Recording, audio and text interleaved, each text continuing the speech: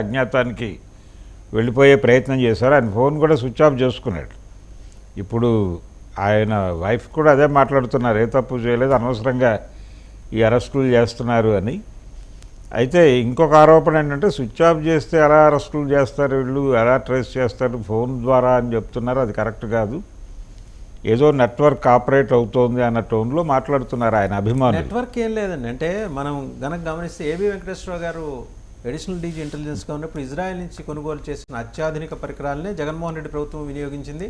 దాని ఆధారంగానే telephone tapping, tracing, Raghurama Krishna tracking అంటే సిగ్నల్స్ ట్రాకింగ్ కానీ ట్యాపింగ్ కానీ ఇవన్నీ కూడా ఆ టెక్నాలజీని మనని తీసుకొచ్చి పరిచయం చేశారు ఏబి వెంకటేశ్వరరావు గారు. దాన్ని వాళ్ళు వాడారు, ఇప్పుడు వీళ్ళు వాడుతున్నారు.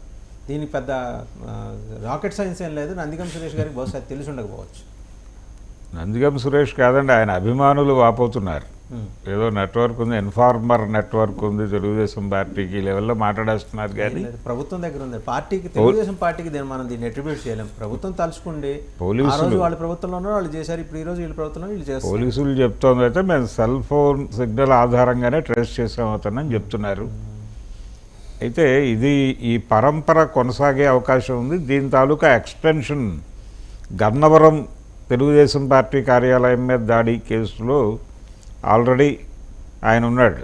మాజీ ఎమ్మెల్యే వంశీ ఉన్నాడు, వల్లభనేని వంశీ ఉన్నాడు, అవినాష్ ఉన్నాడు, దేవినేని అవినాష్ ఈ కేసులోనే ఉన్నాడు. మంగళగిరి టీడీపీ హెడ్ క్వార్టర్స్ మీద దాడి కేసులోనే ఉన్నాడు. అంటే క్యాడర్ సరఫరా చేసింది అవినాష్ అనేది ఆరోపణ.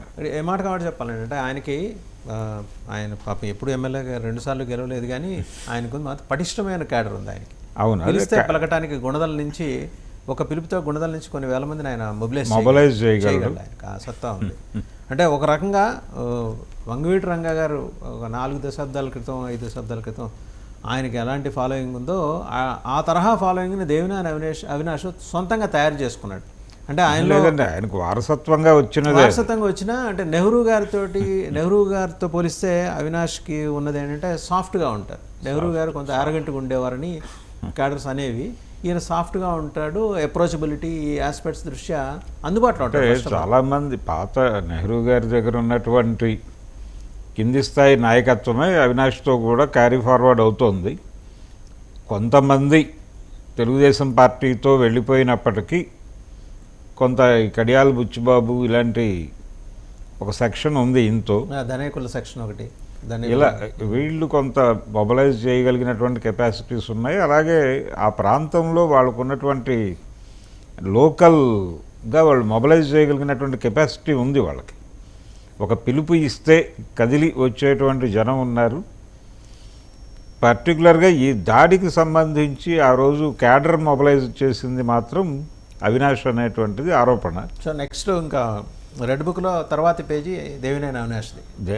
దేవినేని అవినాష్ కావచ్చు, ఇంకా ఉన్నారండి, ఇంకా లోకల్ క్యాడర్ ఆర్కే వీళ్ళందరూ మంగళగిరి ఆ ప్రాంతానికి చెందినటువంటి నాయకత్వం, వైసీపీని ఆ రోజున భుజాల మీద వేసుకున్న వాళ్ళు. పర్టికులర్గా సజ్జల ప్రస్తావన చాలా బలంగా ఉంది ఈ కేసులో. ఆయన యాంటిసిపేటరీ బెయిల్ కోసం వేసుకున్నాడు, ఆయన కూడా కోర్టుకు వెళ్ళాడు, ఆయన కోర్టుకి అప్రోచ్ అయ్యాడు.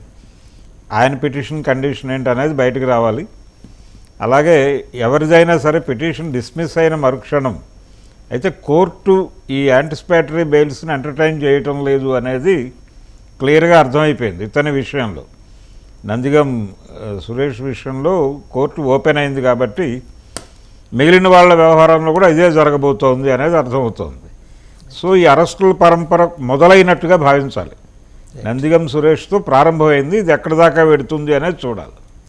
రైట్. రెండోది జగన్మోహన్ రెడ్డి గారి అంశానికి వచ్చేప్పటికీ ఆయన మళ్ళీ వరద బాధిత ప్రాంతాల్లో పర్యటించినప్పుడు చూస్తే కనుక జగన్